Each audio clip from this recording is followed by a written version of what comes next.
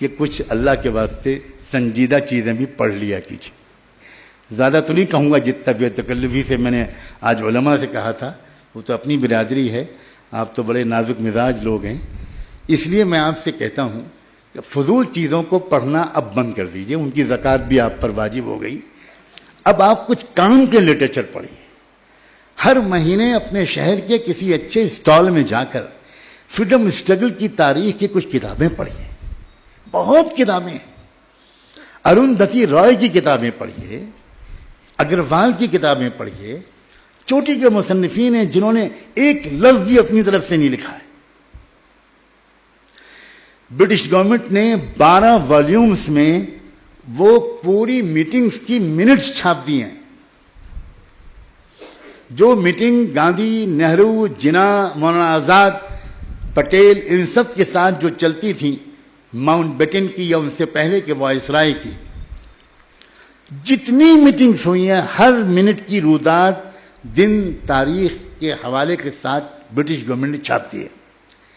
یہاں تک کہ جو خط و کتابت ہوتی تھی ان کے درمیان، جو کرسپونڈنس ہوتی تھی، جو کمیونیکیشن ہوتا تھا، جو بھی کچھ یہ لوگ ایک دوسرے کو لکھ کے بھیجتے تھے، وہ سارے خطوط کی چھوٹے سے چھوٹے نوٹس کی اس کی آفیشل اٹیسٹڈ کاپی وہ سب برٹش گورنمنٹ نے چھاپ دی ہے.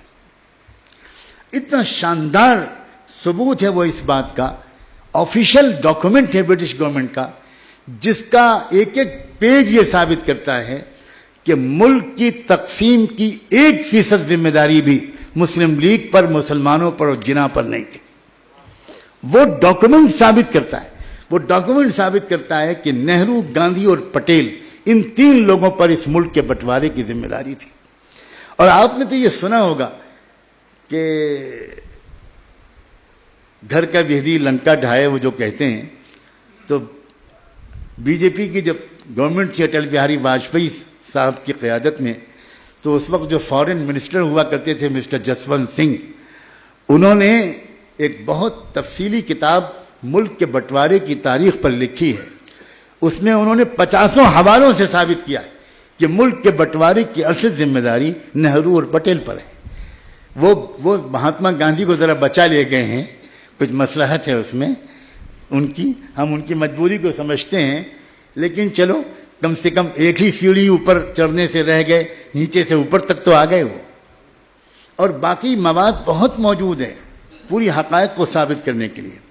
میں صرف یہ عرض کرنا چاہ رہا ہوں کہ جس وقت 1935 میں ڈاکٹر امبیڈکر نے تبدیلی مذہب کا اعلان کیا، اسی سال برٹش پارلیمنٹ نے ایک نیا قانون بنایا، انڈیا ایکٹ 1935. اس وقت سے 1935 تک برٹش گورنمنٹ جو انڈیا پر رول کر رہی تھی، وہ کر رہی تھی انڈیا ایکٹ 1919 کے ماتحت. پھر انہوں نے ایک نیا ایکٹ بنایا 1935، انڈیا ایکٹ 1935.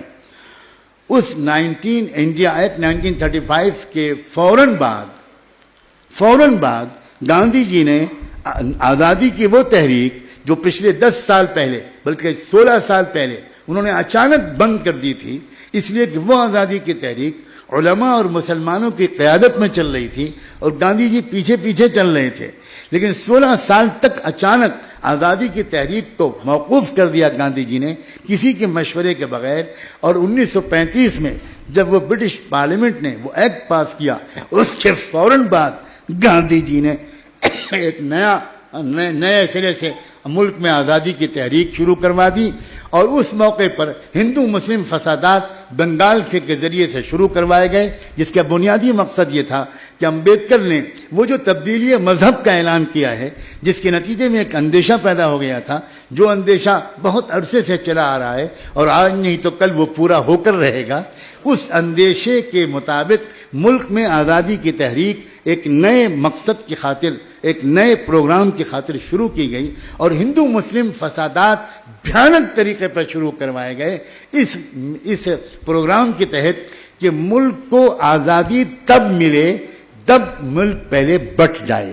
اس لیے اتنا دلچسپ واقعہ ہے کہ 14 اگست کو پہلے ملک کی تقسیم ہوئی اور 15 اگست کو ملک آزاد ہوا.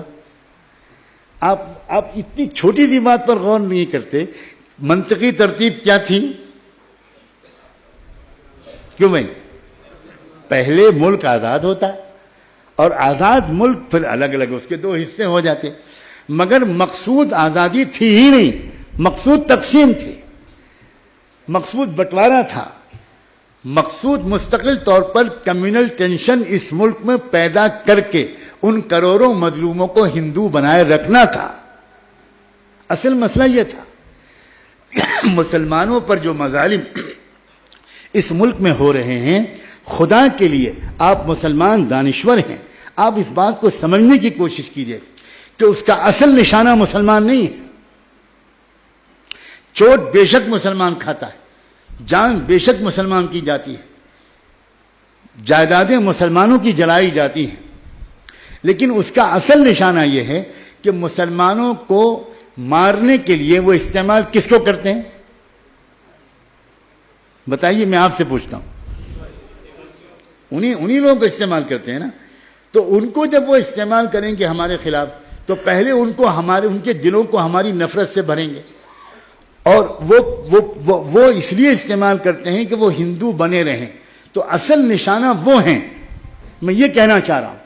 اور آج بھی میں بات کو سمیٹتے ہوئے کہتا ہوں، اور اتنا یقین ہے مجھ کو، میں اپنے مالک کا شکر ادا کرتا ہوں کہ میرے راتوں کی اکثر حصہ مطالعے میں گزرتا ہے۔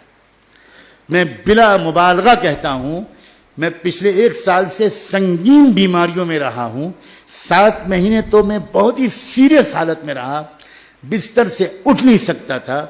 اس حالت میں بھی اللہ کا بہت شکر ہے، میں نے کم از کم 18 سے 20 ہزار صفحے پڑھے۔ مجھے بہت شکایت ہے اپنی قوم سے، اور میرا بس چلے تو میں کیا کہ گریبان پکڑوں کہ تم کو پڑھنے کے ذوق سے کس نے محروم کیا؟ نہ علماء پڑھتے ہیں، نہ دانشور پڑھتے ہیں، نہ لائرز پڑھتے ہیں، نہ انٹلیکچوئلز پڑھتے ہیں، نہ ڈاکٹرز پڑھتے ہیں، نہ انجینئرز پڑھتے ہیں، نہ مرد پڑھتے ہیں، نہ عورتیں پڑھتی ہیں۔ ہر وقت موبائل دیکھتے رہتے ہیں، ہر وقت انٹرنیٹ سے کھیلتے رہتے ہیں۔ جو قوم پڑھے گی نہیں، جس قوم کے پاس نالج کا ذخیرہ نہیں ہوگا، جس قوم کے پاس ایک کریٹیکل اسٹڈی، کریٹیکل انالائسس، ایک تنقیدی تجزیے کا ذوق نہیں ہوگا، وہ قوم کیا خبروں میں سے غلط اور صحیح کا انتخاب کر پائے گی؟ بالکل نہیں کر سکتے۔ آپ 1000 بد دعا دیتے رہے آر ایس ایس والوں کو۔ میں آر ایس ایس والوں کے کیمپوں میں گیا ہوں، اور میں ان میں سے بہت سے لوگوں کو ذاتی طور پر جانتا ہوں، بہت پڑھنے والے لوگ ہیں، بہت مطالعہ کرتے ہیں۔ اسی طرح آر ایس ایس کی لابی کے خلاف اس ملک میں جو ایمبٹ موومنٹ چل رہی ہیں، جو مظلوموں کی تحریکیں چل رہی ہیں، انہوں نے بھی اپنے کیڈر اور چھوٹے سے چھوٹے کاریہ کے اندر بھی لٹریچر کے پڑھنے کا ایک شوق پیدا کر دیا۔ نہیں پڑھتے اگر کون؟ تو مسلمان نہیں پڑھتے۔ آج کم سے کم آپ ایک مسافر سے اتنا وعدہ کر سکتے کہ سنجیدہ مطالعہ شروع کریں۔